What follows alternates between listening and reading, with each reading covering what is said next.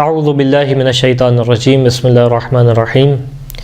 سورہ مبارکہ فجر کے ذیل میں گفتگو جاری تھی اور یہاں تک کہ اس کی آیت نمبر 5 تک جو ہے وہ گفتگو کو پیش کیا کہ پالنے والا کس انداز سے اس سورہ کے اندر قسم کھا رہا ہے مختلف چیزوں کی، اور قسم کھانے کے بعد یہ کہتا ہے کہ هل فی ذلک قسم لذی حجر، کیا اس کے اندر جو ہے وہ قسم نہیں ہے اہل عقل کے لیے، یعنی جن کے پاس عقل ہے ان کے لیے یہ چیزیں جو ہے وہ قابل قسم بنیں گی۔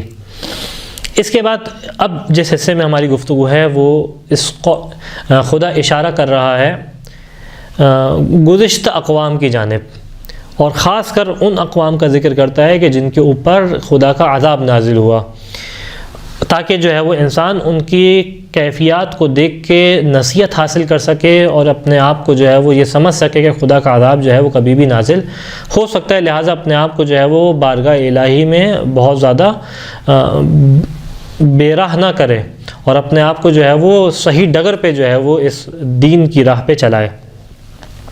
اس ذیل میں پہلی جس قوم کی جانب خالق نے اشارہ کیا وہ یہ کہ الم تر کیف فعل ربک بعاد، کہ آپ نے نہیں دیکھا کہ خدا نے آپ کے رب نے عاد کے ساتھ کیا کیا۔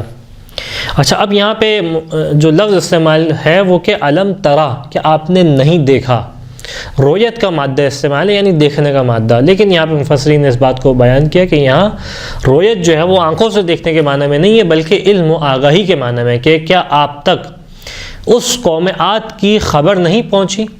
یہاں سے جو ہے وہ مفسرین اس بات کو بیان کرتے دکھائی دیتے ہیں کہ یہ وہ عذاب الہی تھے اور یہ قوموں کے نیست و نابود ہونے کا یہ وہ قضیے تھے کہ جو ڈھکے چھپے نہیں تھے، بلکہ تمام لوگوں کو ان کی داستانیں جو ہے وہ زبان زد عام ہوا کرتی تھیں، لہٰذا خدا نے اس انداز سے کہا کہ کیا آپ نے نہیں دیکھا، یعنی گویا آپ کو علم و آگاہی ہے اس بارے میں کہ جو قوم عاد کے ساتھ ہوا، اور اس میں صرف مخاطب اللہ، ویسے تو مخاطب اللہ کے رسول ہیں لیکن اشارہ ہے باقی لوگوں کی جانب، تو لہٰذا باقی افراد بھی اس بات کو گویا جانتے تھے کہ ان قوموں کے ساتھ کس طریقے سے خدا نے عذاب نازل کیا۔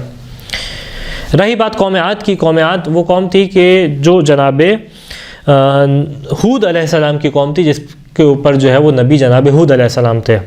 عاد ان کے جد اعلیٰ کا نام تھا، لہٰذا اس قوم کا اور اس قبیلے کا نام جو ہے وہ عاد پڑ گیا۔ صفات جو ان کی مفسرین نے بیان کی ہے تاریخ میں جو دکھائی دیتی ہیں وہ ہے کہ بڑے قوی الجسم، قوی الجثہ، اور جو ہے وہ بلند قامت قسم کے افراد تھے، جنگجو قسم کے افراد تھے، اور اپنے شہر کو انہوں نے جو ہے وہ بہت زبردست انداز سے بنایا ہوا تھا، یعنی جنگجو اعتبار سے اور طاقت کے اعتبار سے بھی بہت قوی تھے، اور طاقت کے ساتھ ساتھ ترقی کے اعتبار سے بھی بہت زیادہ قوی تھے، کہ جیسا خدا نے خود ان کی بارے میں کہا کہ الم تر کیف فعل ربک بعاد ارم ذات العماد التی لم یخلق مثلها فی البلاد، اتنے قوی تھے، اتنے طاقتور تھے کہ خالق کیا کہہ رہا ہے کہ ان جیسے کسی شہروں میں پیدا نہیں ہوئے۔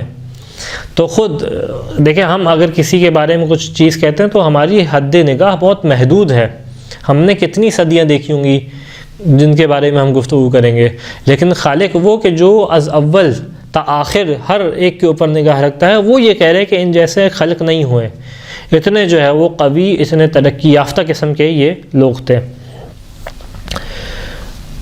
پھر آیت کے اندر کیا کہا، الم تر کیف فعل ربک بعاد ارم ذات العماد، ارم کا جو ہے وہ لفظ استعمال کیا جو کہ نحوی اعتبار سے، ترکیب کے اعتبار سے عاد کا بدل بنتا ہے، یعنی عاد کو ہی گویا ارم کہا جا رہا ہے، یعنی اب ان کا جو ہے وہ ایک دوسرا نام بھی پڑ گیا، وہ کیا ہے، ارم۔ اب یہاں پہ سوال کہ ارم کا عاد سے کیا تعلق ہے، تو یہاں پہ بیان کرتے ہیں کہ 2-3 احتمالات ہیں جو مفسرین نے ارم کی شرح میں بیان کیے ہیں۔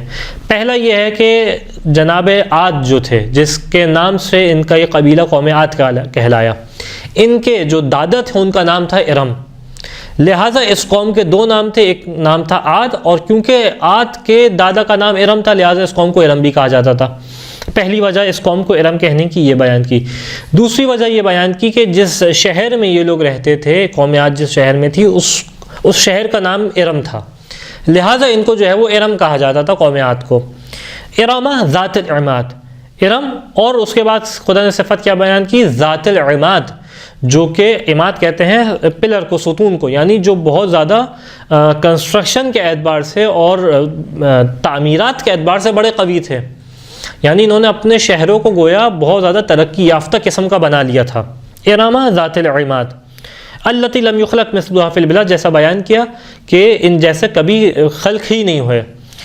لیکن جب انہوں نے نبی خدا کی بات نہ مانی اور طغیانی کی، نتیجہ کیا ہوا؟ خدا کا عذاب نازل ہوا. اور کیسا عذاب تھا کہ اہلک اللہ، روایت کے اندر اہلک اللہ بالریح الصرصر، ٹھنڈی اور برفانی ہوائیں ان کے اوپر خدا نے جاری کی، یہاں تک ان برفانی ہواؤں کی وجہ سے سب جو ہے وہ ہلاک ہو گئے.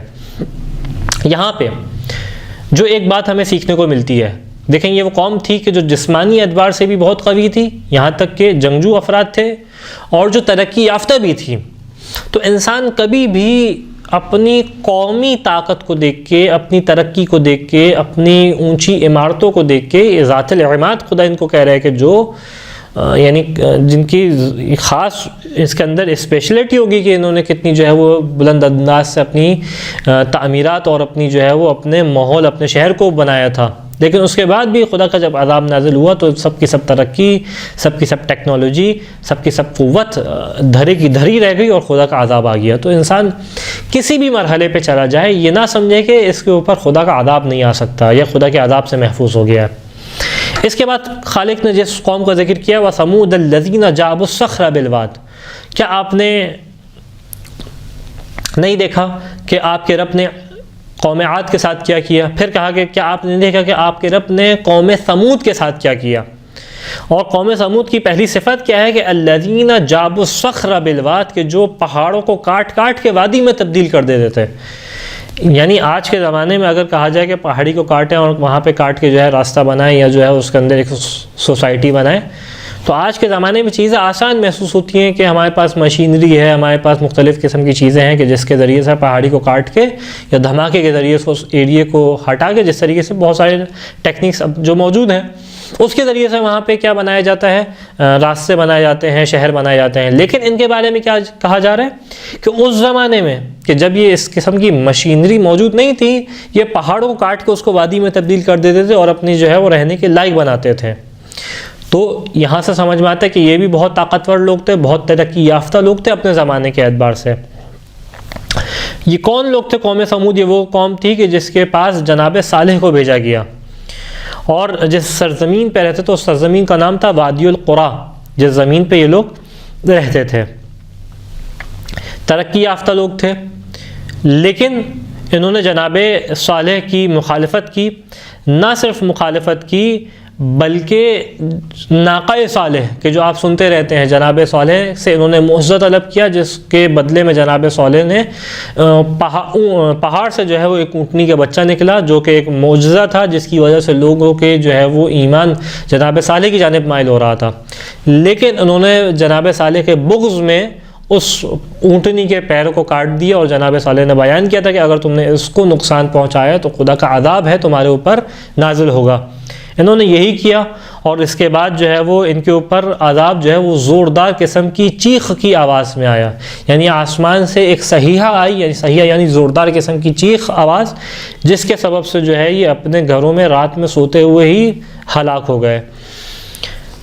لہٰذا ہمیں روایت کے اندر دکھائی دیتا ہے کہ اللہ کے رسول جب غزوہ تبوک پہ جا رہے تھے تو مدینے سے باہر نکل کے جب ایک سرزمین پہ غزوہ تبوک کے راستے میں آئی تو کہا کہ اس وادی سے بڑی تیزی سے گزرو، کیوں یہ وہ وادی ہے کہ جس پہ قوم ثمود کے اوپر اللہ کا عذاب نازل ہوا تھا. لہٰذا اس طریقے سے جو ہے وہ ان کا ہمیں انداز دکھائی دیتا ہے. یہ دونوں قومیں جو ہیں ان کے اندر کامن چیز ہمیں دکھائی دے رہی ہے. پہلی قوم عاد کے ذات العماد کے جو تعمیرات کرنے والے تھے، جو بلڈنگز بنانے والے تھے. یہ دوسری قوم ثمود کے جو پہاڑ کو کاٹ کے اس کے اندر جو ہے وہ گھر بنانے والے تھے. یعنی دونوں ترقی کے اعتبار سے اپنے عروج پہ دکھائی دیتے ہیں. اس زمانے میں جب مشینری نہیں ہے، یہ پہاڑوں کو کاٹ رہے ہیں، تو دیکھا جائے تو ترقی کے اعتبار سے، طاقت کے اعتبار سے بہت جو ہے وہ قوی دکھائی دیتے ہیں. لیکن اس تمام ترقی کے باوجود، اس تمام قدرت اور طاقت کے باوجود جب عذاب الہی ان کے اوپر آیا تو یہ خدا کے عذاب کا مقابلہ نہیں کر سکے اور سب دھڑے کے دھڑے رہ گئے. لہٰذا انسان خاص طور پہ اس میں یہ پیغام ہے کہ انسان اپنے آپ کو یہ نہ سمجھے کہ کسی موقع پہ میں طاقتور ہو گیا ہوں تو خدا کی ریچ سے باہر ہو گیا ہوں یا خدا کے عذاب کا اب میں مقابلہ کر سکتا ہوں. نہیں، خدا جو ہے وہ طاقتور ہے اور تمام طاقت جو ہمارے پاس ہے خدا کی جانب سے ہی ہے. اس کے بعد اشارہ ہوتا ہے وَفِرْعَوْنَ ذِي الْأَوْتَادِ کہ آپ نے نہیں دیکھا کہ رب نے فرعون کے ساتھ کیا کیا چونکہ ذی الاوتاد تھا. یہاں پہ اوتاد کا معنی ہے، اوتاد نکلا ہے وتدا سے. وتدا کہتے ہیں میخ کو، جس کو جو ہے وہ خیمے کو لگانے کے لیے جو میخ زمین میں گاڑی جاتی ہے اس کے جو ہے وہ کہا کہ یہ میخوں والا فرعون. اب میخوں والا کہنے کی وجہ کیا ہے؟ اس کی جو ہے وہ دو وجوہات ہمیں تفسیر میں دکھائی دیتی ہے. ایک وجہ یہ ہے کہ اس کو میخ والا کہنے کی وجہ ہے کہ اس کے بہت سارے لشکر ہوا کرتے تھے فرعون کے، اور یہ بہت سارے لشکر کا ایک بڑا حصہ تھا کہ جو شہروں میں نہیں رہتا تھا بلکہ خیموں میں رہا کرتا تھا.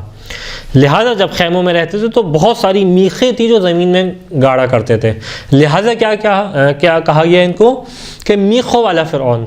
ایک وجہ یہ، اور دوسری وجہ جو زیادہ قوی وجہ محسوس ہوتی ہے کہ جس کا جو ہے قرآن میں سے اشارہ بھی دکھائی دیتا ہے اور ہمیں روایت کے اندر بھی دکھائی دیتی ہے، اور وہ وجہ کیا ہے کہ جب یہ فرعون کسی کے اوپر غضبناک ہوتا تھا، کسی کو جو ہے سزا دینا چاہتا تھا، تو اس کو پیٹ کے بل زمین پہ لٹاتا تھا اور چاروں جانب یعنی ہاتھوں میں اور پیروں میں جو ہے وہ میخیں گاڑ کے اس کو زمین پہ چھوڑ دیا کرتا تھا. کبھی زمین پہ ایسا کرتا تھا، کبھی لکڑی کے اوپر جو ہے اس طریقے سے گاڑ دیا کرتا تھا. یہاں تک کہ یہ شخص جس کو اس نے زمین پہ گاڑا ہے یہ اسی حالت میں اس کا خون نکلتا رہتا تھا اور تڑپ تڑپ کے جو ہے یہ مر جایا کرتا تھا. لہٰذا کیا کہا گا؟ فرعون جو کہ میخوں والا تھا. یہ وہ وجہ ہے کہ جو ہمیں روایت کے اندر بھی دکھائی دیتی ہے. اس کے بعد بیان کیا الذین طغوا فی البلاد. ان سب کی صفت کیا تھی؟ ان سب کا گناہ کیا تھا؟ ان سب کی جو ہے وہ خدا کے مخالفت میں انہوں نے کیا کام انجام دیا تھا؟ گناہ کیا تھا ان کا؟ قوم عاد بھی، قوم سمود بھی اور فرعون بھی. خدا جو ہے وہ جمع کا صیغہ لکھا ہے الذین، ان سب کی جانب پلٹ رہا ہے. ان کا قصور کیا تھا؟ ان کی خطا کیا تھی؟ کہ الذین طغوا فی البلاد، انہوں نے طغیانی کی. انہوں نے طغیانی کی کس کے خلاف؟ خدا کے خلاف شہروں میں، یعنی خدا کے خلاف جو ہے وہ انہوں نے بغاوت کی، خدا کے احکامات سے انہوں نے سرکشی کی. لہٰذا کیا ہو گئے؟ یہ باغی ہو گئے خدا کی بارگاہ میں. نتیجہ کیا ہوا اس طغیانی کا؟ فَأَكْثَرُوا فِيهَا الْفَسَادَ. جب انہوں نے طغیانی کی تو شہروں کے اندر فساد ہوا. فساد کسے کہتے ہیں؟ فساد کہتے ہیں کہ کوئی بھی شے اپنی حد اعتدال سے ہٹ جائے، اس کو کہتے ہیں فساد. یعنی جب معاشرے میں اچھائی کے بجائے برائی پھیلنے لگے تو کہتے ہیں فساد پھیل رہا ہے. یعنی جس چیز کو ہونا چاہیے تھا وہ نہیں ہے، اس کے مقابلے میں دوسری چیزیں آ گئی ہیں. لہٰذا کیا ہوا؟ انہوں نے کیا کیا؟ شہروں میں فساد کیا. سوال یہ کہ کس طریقے سے فساد ہوا؟ تو یہاں پہ ہمیں یہ بات سمجھ میں آتی ہے کہ اگر انسان اور کوئی معاشرہ خدا کے احکامات کی خلاف ورزی کرے، اس بات کی خلاف ورزی کرے کہ جو احکامات خدا نے انبیاء کے ذریعے سے نازل کیے ہیں، تو خدا نے انسان کی زندگی کا پہیہ سائیکل آف لائف جو ہے وہ انہی احکامات کے ذریعے سے بنائی ہے. اب جب انسان ان احکامات کی خلاف ورزی کرے گا، نتیجہ کیا ہوگا؟ نتیجہ یہ ہوگا کہ یہ سائیکل آف لائف جو ہے وہ ڈسٹرب ہو جائے گی. جب ڈسٹرب ہوگی تو معاشرے میں آپ کو جو ہے وہ چیزیں دیکھنے کو ملیں گی جو نہیں ہونی چاہیے تھی معاشرے میں. لہٰذا کیا کہلائے گا؟ یہ کہلائے گا کہ اب معاشرے میں فساد ہو رہا ہے، لوگ جو ہے وہ پریشان ہوں گے، خدا کی نعمتوں سے استفادہ نہیں ہو سکے گا، لوگوں کی صلاحیتیں مرنے لگیں گی. لہٰذا اگر انسان چاہے کہ اپنے آپ کو اس انداز سے رکھے کہ معاشرے کو ٹھیک اور سالم ہو، معاشرہ بھی ٹھیک اور سالم ہو، انسان کی زندگی بھی جو ہے وہ صحیح طریقے سے، صحیح متوازن طریقے پہ آ جائے، تو کام کیا کرنا ہے؟ پہلا کام یہ کرنا ہے کہ ہمیں احکامات الہی کی پیروی کرنی ہے تاکہ معاشرے کا وہ سائیکل بن سکے. فَأَكْثَرُوا فِيهَا الْفَسَادَ. ان کی طغیانی کا نتیجہ یہ تھا کہ فساد ہونے لگا شہروں کے اندر. پھر خدا بیان کرتا ہے فَصَبَّ عَلَيْهِمْ رَبُّكَ صَوْتَ عَذَابٍ. نتیجہ کیا ہوا؟ خدا نے بڑا شدید قسم کا عذاب ان کے اوپر نازل کیا. صبا کہتے ہیں جب پانی بہہ رہا ہوتا ہے تو مسلسل کیونکہ پانی بہتا ہے، ایک کے بعد دوسرا قطرہ جو ہے وہ زمین پہ لگ رہا ہوتا ہے، تو یہ کیا ہوتا ہے؟ مسلسل بہنا. صب علیہم ربک، یعنی رب نے ایسا عذاب نازل کیا جو مسلسل بڑی تیزی سے ساتھ ہو رہا تھا. صوت کہتے ہیں تازیانے کو، یہاں پہ اس اہل لغت نے بیان کیا کہ اس ترکیب کا معنی یہ کہ بہت زیادہ تاکید پیدا کرنی ہو عذاب کے اندر اور کسی کے اوپر جو ہے وہ پریشانی کے اندر، تو اس طریقے کا لفظ استعمال کیا جاتا ہے فَصَبَّ عَلَيْهِمْ رَبُّكَ صَوْتًا، یعنی آپ کے رب نے بڑا شدید قسم کا ان کے اوپر جو ہے وہ عذاب نازل کیا کہ جو بڑا ان کو ہلانے والا اور جو ہے وہ ان کے اوپر لگاتار عذاب ہی نازل ہو رہا تھا۔ پس ہمیں قرآن کے اندر تینوں قوموں کی جو ہے وہ عذاب کی کیفیت دکھائی دیتی ہے۔ بیان کہ قوم عاد کے اوپر جو ہے وہ طوفانی ہوائیں چلنے شروع ہو گئیں، قوم سمود کے اوپر جو ہے وہ بڑی زوردار قسم کی آسمان سے آواز آئی کہ جس کی وجہ سے پوری قوم ہلاک ہو گئی، اور فرعون کا جو قصہ مشہور و معروف قرآن نے نقل کیا فَأَغْرَقْنَاهُمْ أَجْمَعِينَ کہ ہم نے فرعون اور اس کے لشکر والوں کو جو ہے وہ دریا کے اندر ڈبو دیا، اور یہ جو ہے اس طریقے سے تباہ و برباد ہو گئے۔ اس کے بعد خالق فرماتا ہے ان ربک لبالمرصاد، اور یقیناً آپ کا رب جو ہے وہ گھاٹ لگائے بیٹھے ہیں، گھاٹ لگائے آپ کا رب بیٹھے ہیں۔ یعنی اب دیکھیں یہاں پہ ایک بات طے ہے کہ خدا جسم نہیں رکھتا۔ جب خدا جسم نہیں رکھتا اس کا مطلب یہ ہے کہ کسی مقام پہ اس طریقے سے بیٹھ نہیں سکتا، کسی مقام پہ موجود نہیں ہو سکتا، بلکہ پھر اس کا مطلب کیا ہے؟ یہ اشارہ ہے، کنایہ ہے۔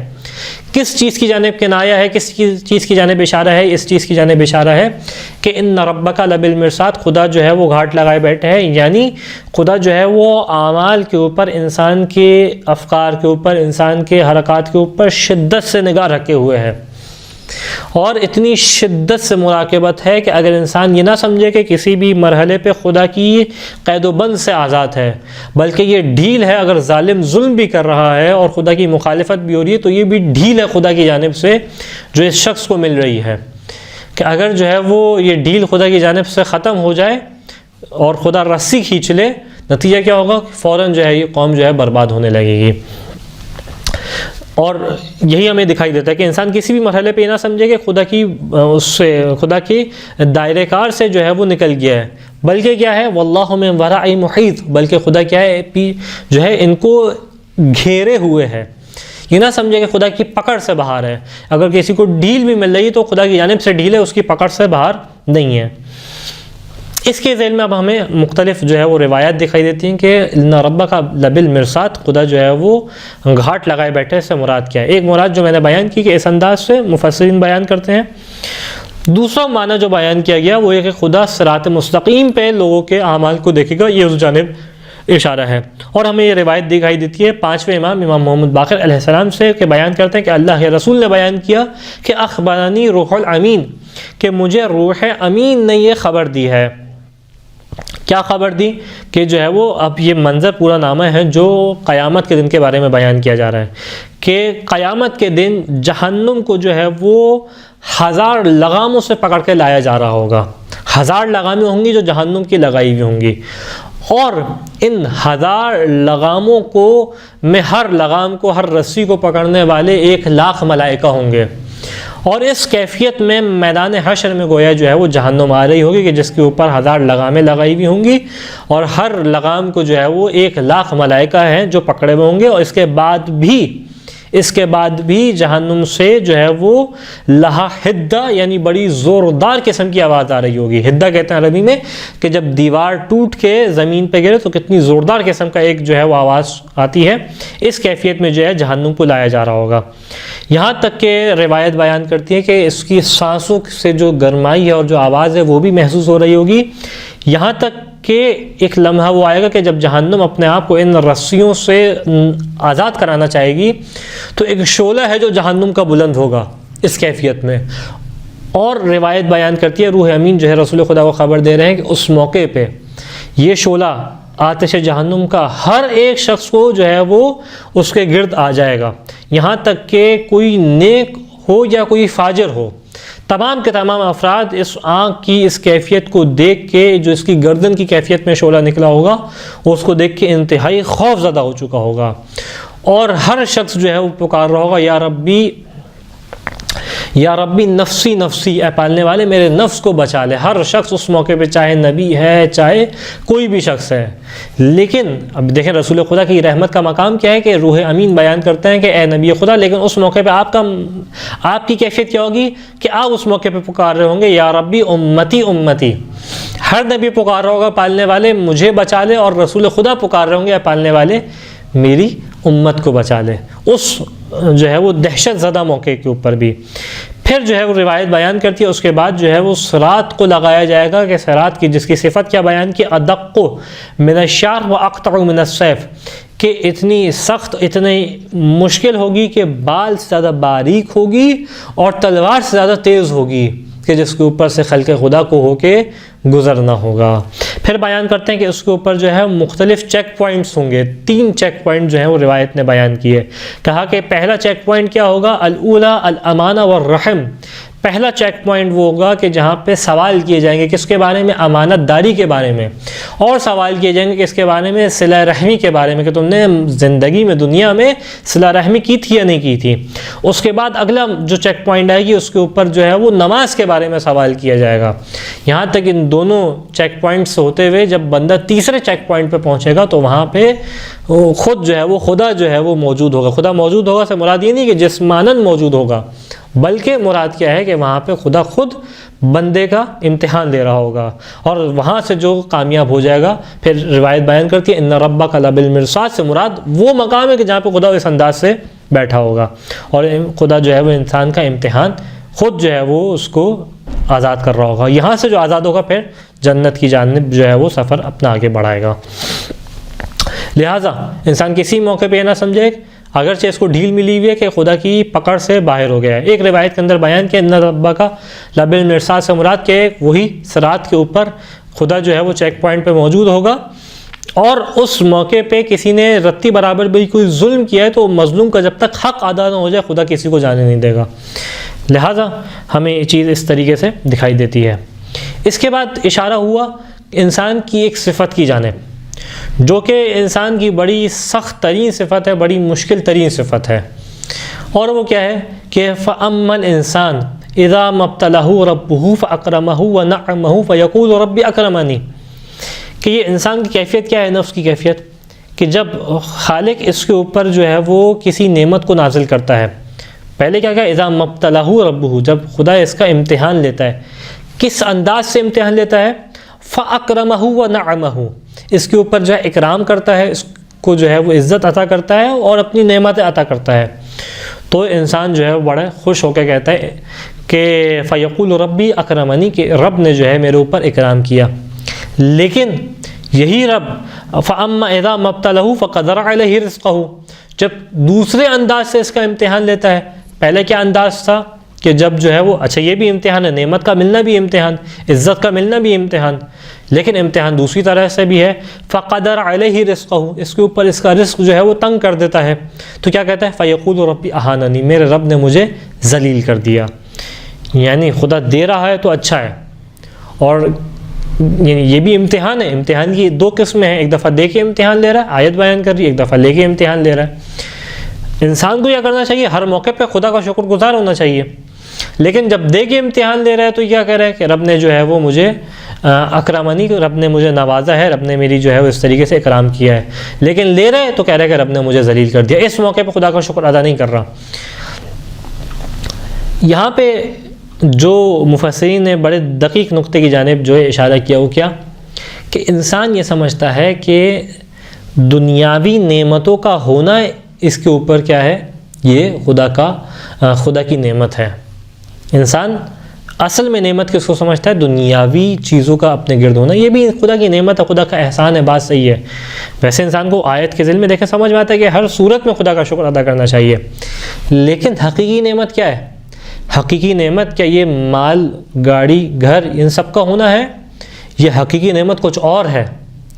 تو اگر انسان واقعاً خدا کی معرفت اور اس چیز کی اہمیت کو سمجھے تو سمجھ میں آئے گا خدا کی معرفت ہے جو حقیقی نعمت ہے، کہ انسان اس معرفت کو حاصل کرے، انسان جو ہے وہ خدا کی بارگاہ میں اپنے آپ کو آگے بڑھائے، تو یہ وہ حقیقی سعادت اور نعمت ہے جو انسان کو خدا دے۔ لہٰذا اور یہ کس کے ذریعے سے؟ یہ شکر کے ذریعے سے حاصل ہوگی۔ لہٰذا انسان کی جیسی بھی کیفیت ہے، یہ دونوں خدا کا امتحان ہے۔ اگر خدا نے دیا ہوا ہے تو بھی امتحان، خدا لے رہا ہے تو بھی امتحان۔ خدا بند متعال سے دعا ہے کہ ہمیں ان آیات کے اوپر عمل کرنے کی توفیق عطا فرما۔ وآخر دعوانا ان الحمد للہ رب العالمین۔